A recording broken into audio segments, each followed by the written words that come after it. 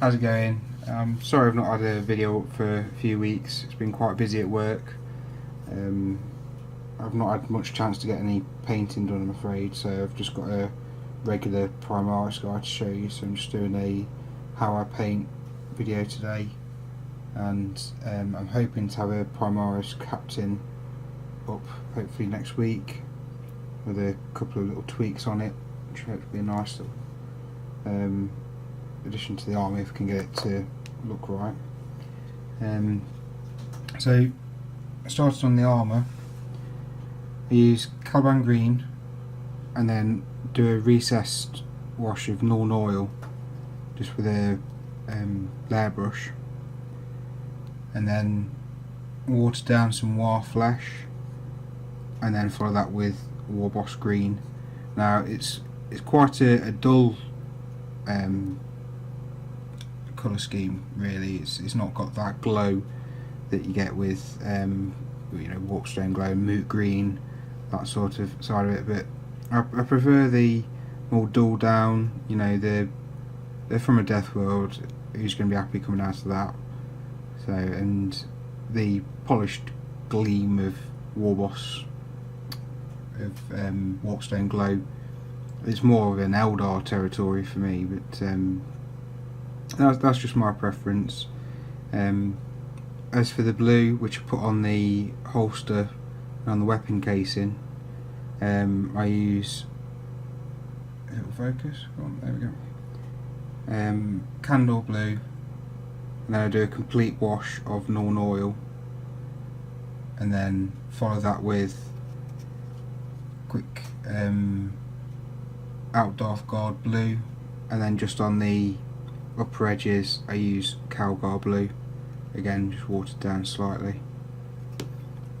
And then for the pouches on his back I use Rhinox Hide and then a recessed Nuln Oil, followed by Bestial Brown, though that colour may have changed names.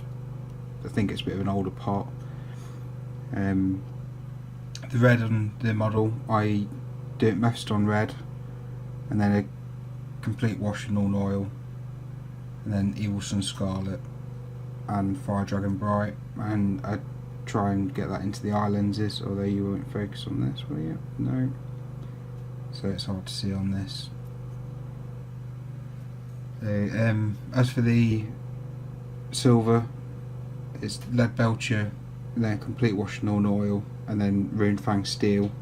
Now I'm not completely happy with the way that looks. I'm not very good at blending. I have tried using Iron Breaker as a bit of a step between them, but it still stands out quite far, so I'm probably going to be playing around trying to figure out a better way to make that look.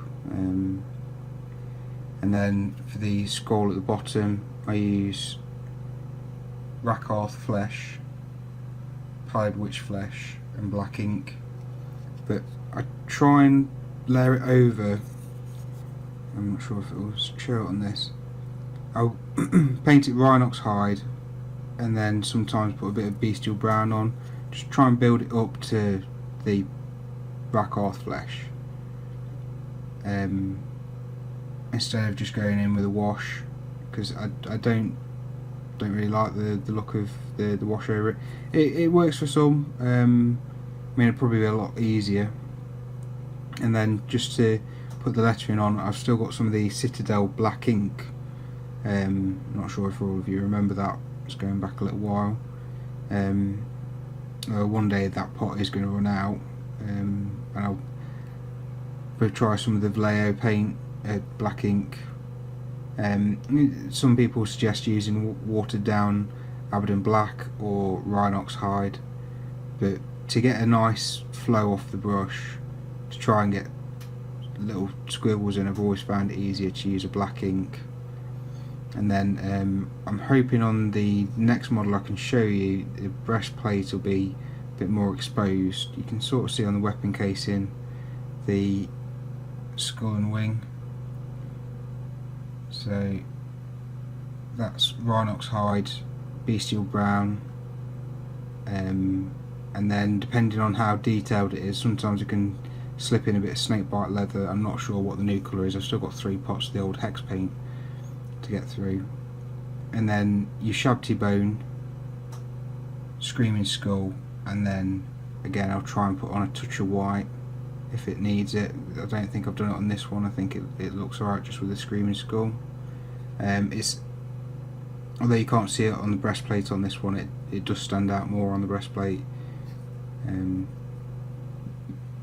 I'll do what I can to try and get a model with a better view up for the next one.